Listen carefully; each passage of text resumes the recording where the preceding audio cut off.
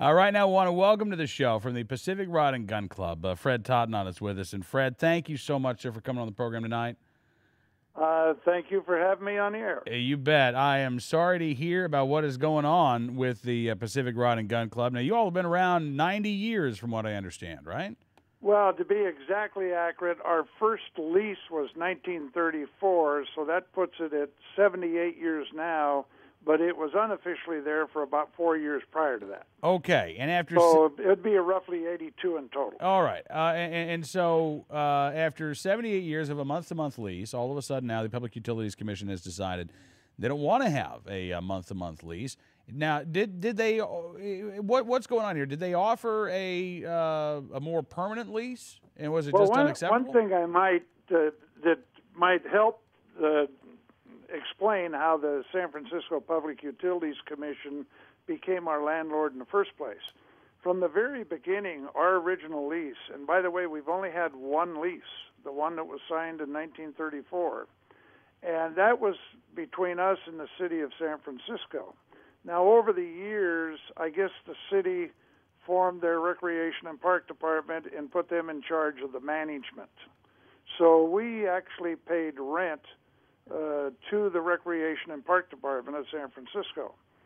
Now, that continued for up until about 3 or 4 months ago, when there was some complaining that the Recreation and Park Department was mismanaging the concessionaires around the lake, and so the San Francisco Public Utilities Commission took over the oversight and management of our lease only, nobody else. And then they came to us and said, okay, we want to negotiate a new lease, and we want $50,000 a month in rent. 50, and, wow. I mean, our jaws dropped to the floor, obviously. Our rent progressed from $25 a month back in the 30s to about the last couple of years, it was $4,200 a month. And, you have to understand that we don't use all of the property, but we take care of it. Right. It's basically wetlands, and from 50 to 100 feet from the water up the property, in the uplands, is watershed. So we actually have maintained it and made sure that nobody tramples down the tules or tries to launch a boat and that kind of stuff. So that property is not usable because it's maintained as a watershed. So technically, we've been a custodian for the city and for the PUC or Rec and Park, whoever, they want to have managed the lease. Yeah.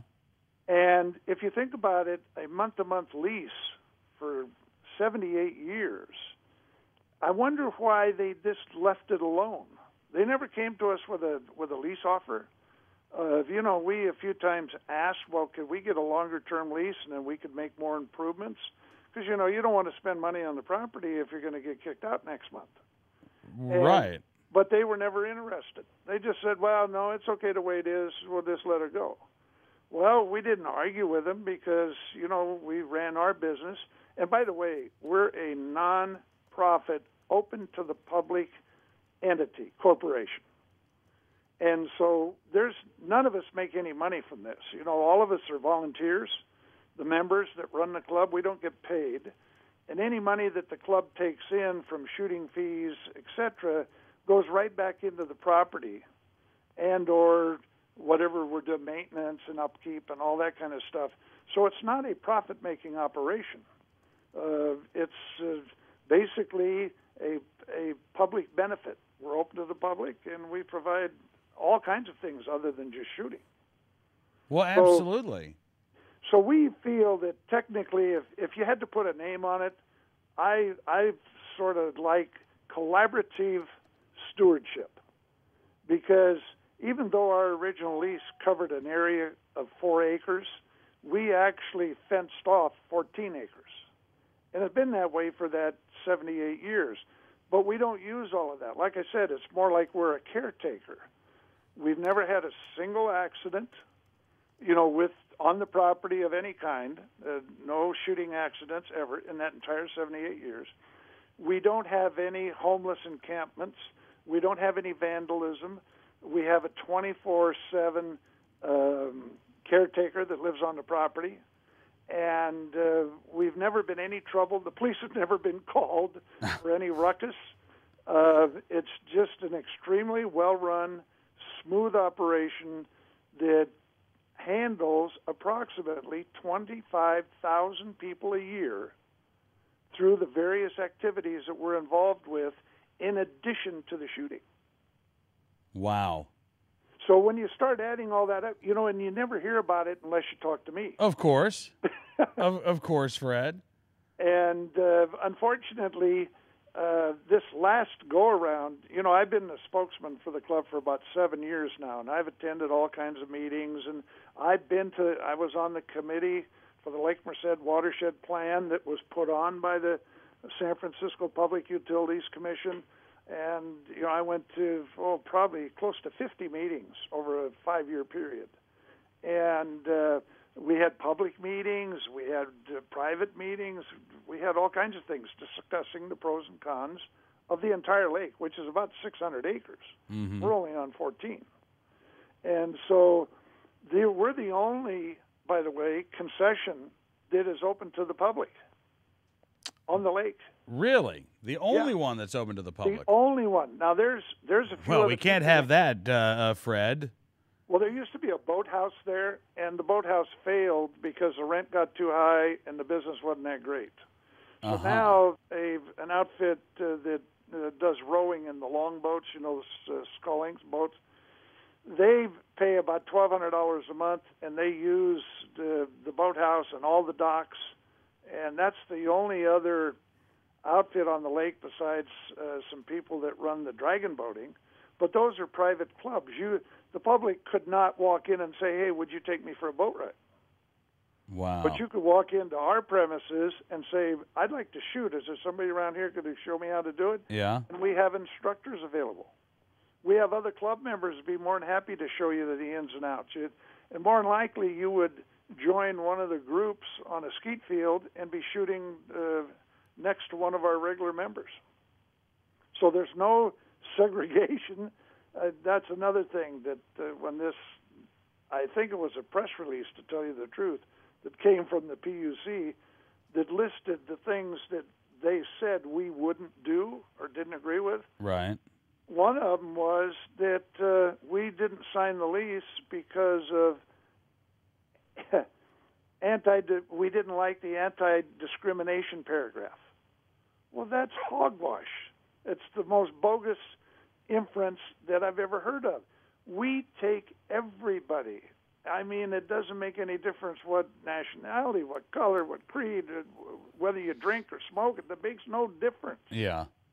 And the interesting part of that is you could come in a wheelchair and ask if you could go out and shoot a shotgun, and we'd welcome you and help you. So, Fred, were they just trying to, I mean, was this just, trying to give bad PR to the club, make it sound like you guys were discriminating? I think so, because, this all started on Friday. Yeah. I was called by a reporter, and he said that he was told by the PUC that they just served us with an eviction notice.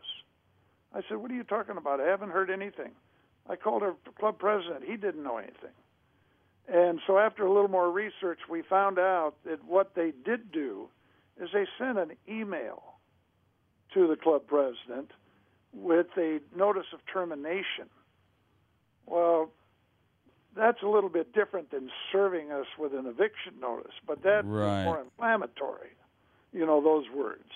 And then they also said that, we do some additional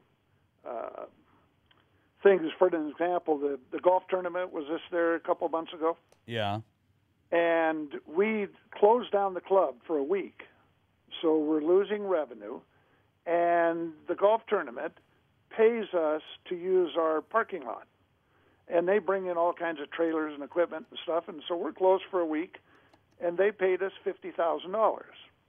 Well, we split that $50,000 50-50 with the Recreation and Park Department, which was our landlord for that 78 years. Right. Well, the PUC took over in about May, I guess, and apparently there was no communication between the two government agencies, the old landlord and the new landlord, because the new landlord also, in their press release or whatever you want to call, they're deciding to exercise this thing in the media, that we kept the whole $50,000 and wouldn't pay them. That, again, is a ridiculous statement. It's bogus. We split it 50-50.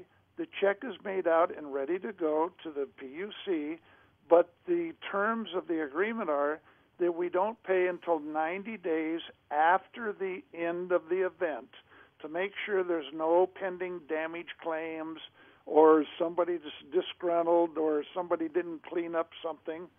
And then we figure 90 days, if anything's going to crop up, it would show up. We hear nothing. We cut the check. The PUC gets their $25,000. Well, they made it sound like that we refused to pay them. Unreal. I think that they just didn't know there was a 90-day waiting period. So, Fred, we've only got about 90 seconds left here on the show. If folks want to try to save the Pacific Rod and Gun Club, what can they do?